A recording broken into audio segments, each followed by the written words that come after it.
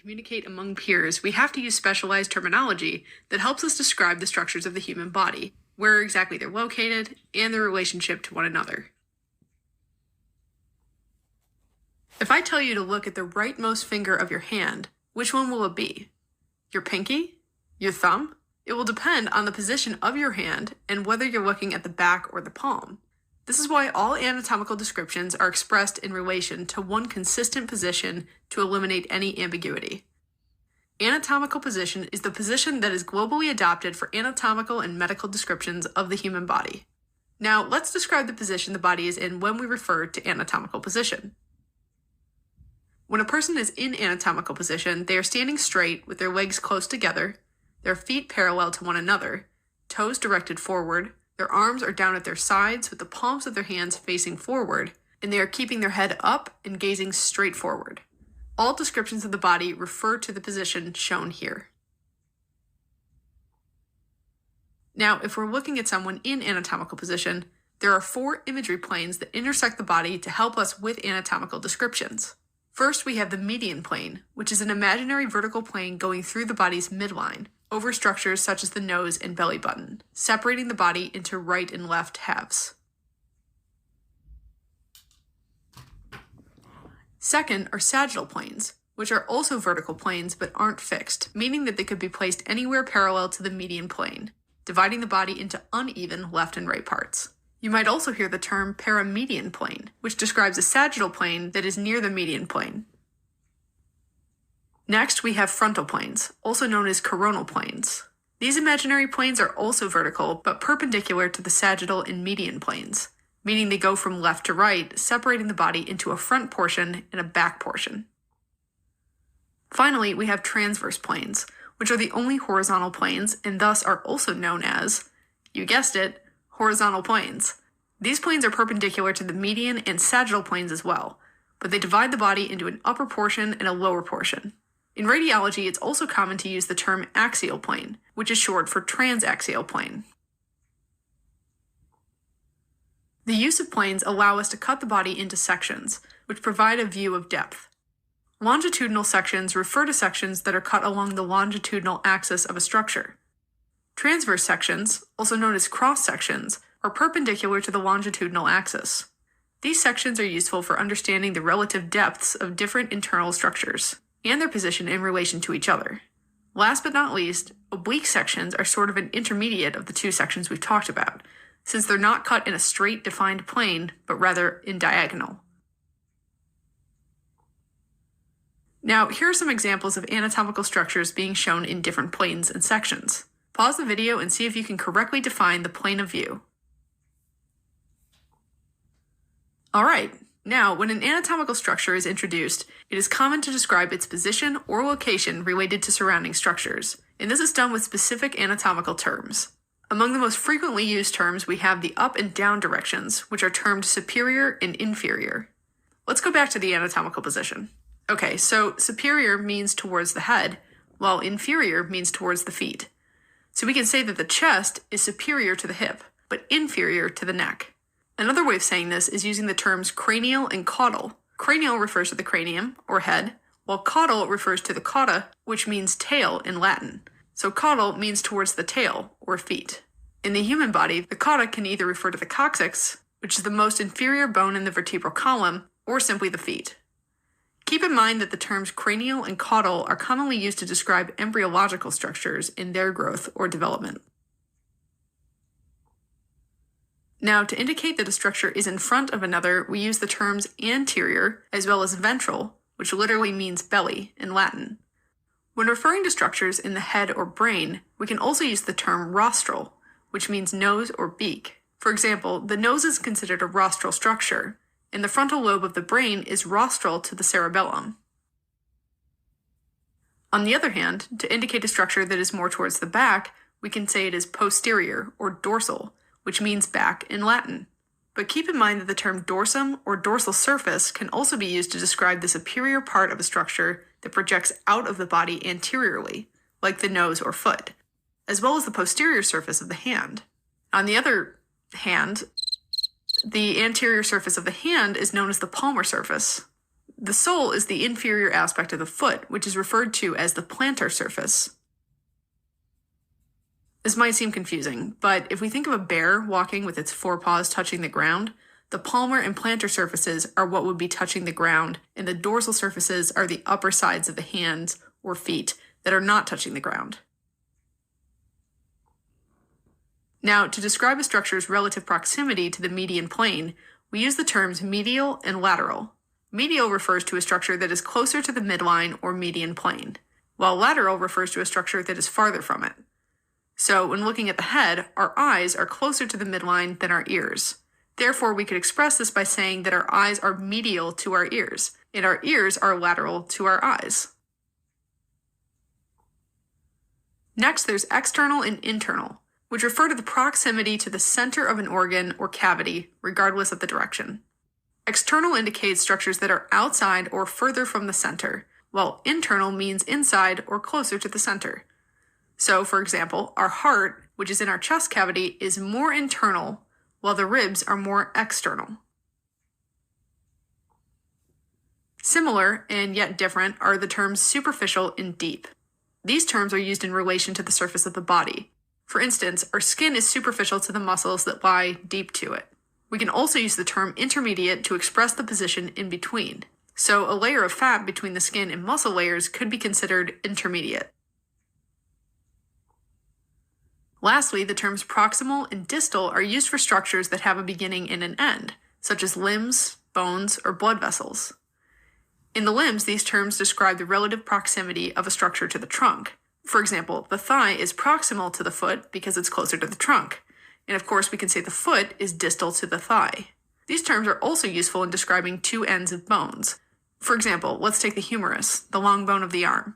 Its proximal portion helps form the shoulder joint, while the distal portion helps to create the elbow joint.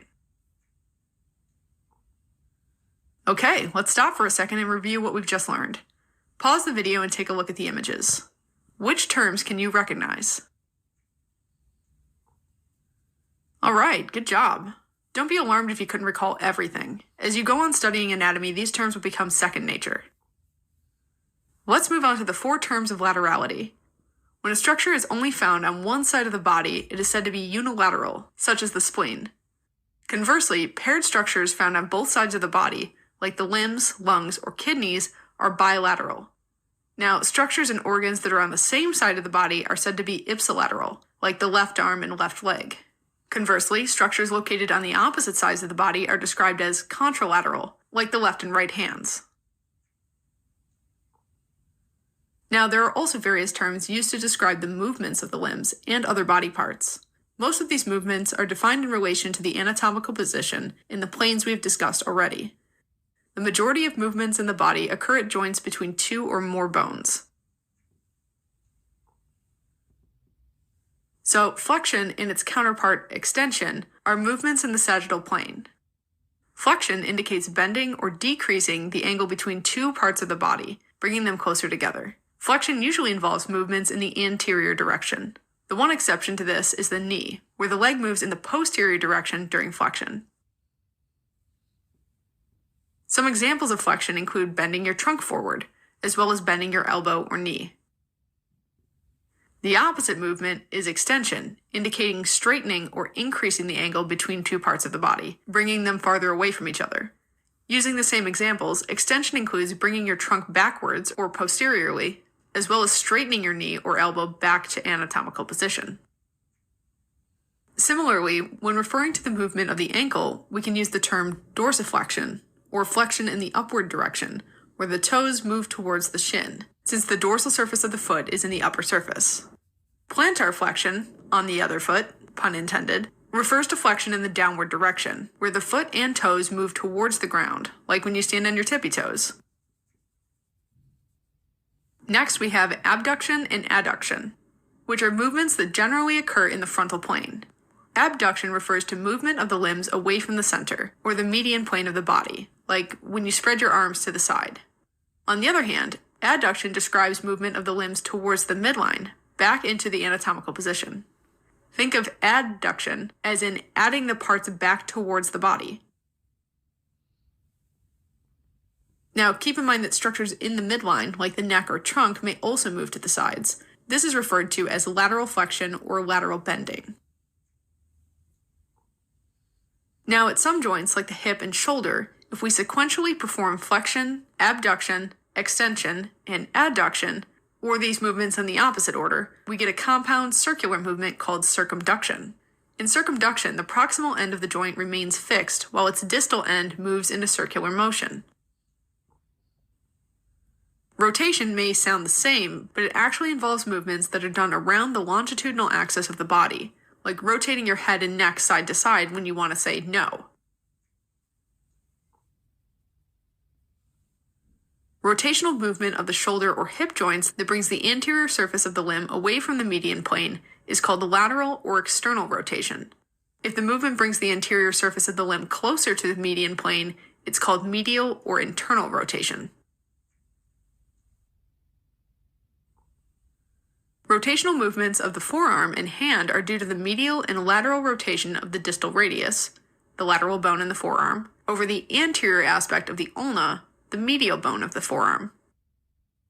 These movements are specifically called pronation and supination. During pronation, the radius rotates medially, crossing over the distal ulna so that the palm of the hands face posteriorly. Supination is the opposite movement, where the radius rotates laterally, uncrossing the distal ulna, so the palm of the hand faces anteriorly. A helpful way to remember these movements is that to hold a bowl of soup, we need to be in a supinated position, while to dribble like a basketball pro, we need to be in a pronated position. Similar terms are used to describe the direction and position of a person when lying horizontally. So when a person lies on their back, with their face and abdomen facing upwards, they're in the supine position. On the flip side, literally, when a person is laying on their abdomen with their face down, they're in prone position. Next, eversion and inversion are movements that are specific to the feet. Eversion refers to the movement of the sole of the foot laterally, or away from the median plane, while inversion describes the opposite movement, so medially or towards the median plane. Complete eversion of the foot results in dorsiflexion as well, while complete inversion results in plantar flexion. These are the movements that occur when we sprain or roll our ankle. Now, the term opposable thumbs is related to the anatomical terms opposition and reposition. Opposition is when the thumb moves immediately to touch one of the other four fingers, like when you begin snapping your fingers or when pinching someone. Reposition refers to moving the thumb back or repositioning it towards its anatomical position. Moving on, protrusion refers to an anterior movement of a body part, like when you stick out your tongue. Protrusion can also be done by the lips and the mandible or lower jaw. Conversely, retrusion is the posterior movement of the tongue, lips, or mandible.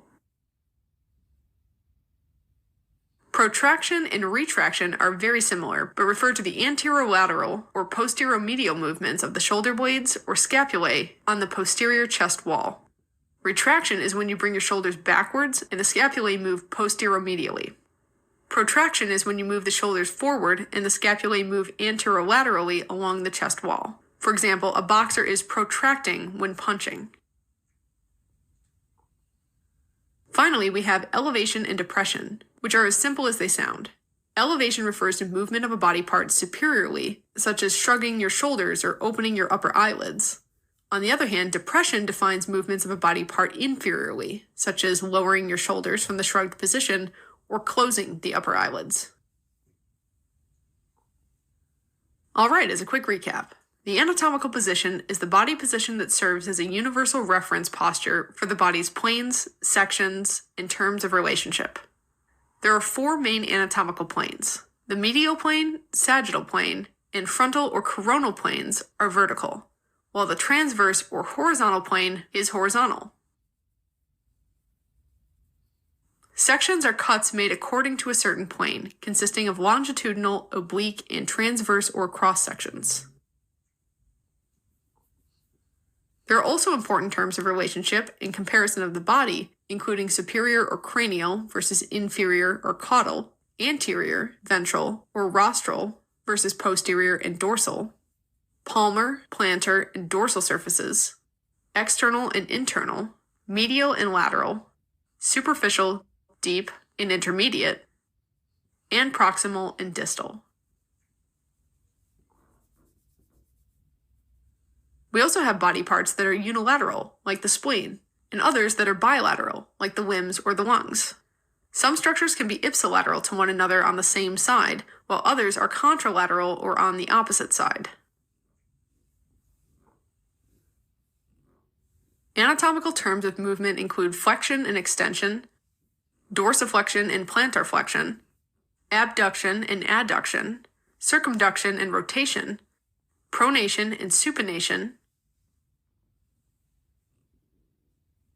eversion and inversion, opposition and reposition, protrusion or protraction, and retrusion and retraction, and lastly, elevation and depression.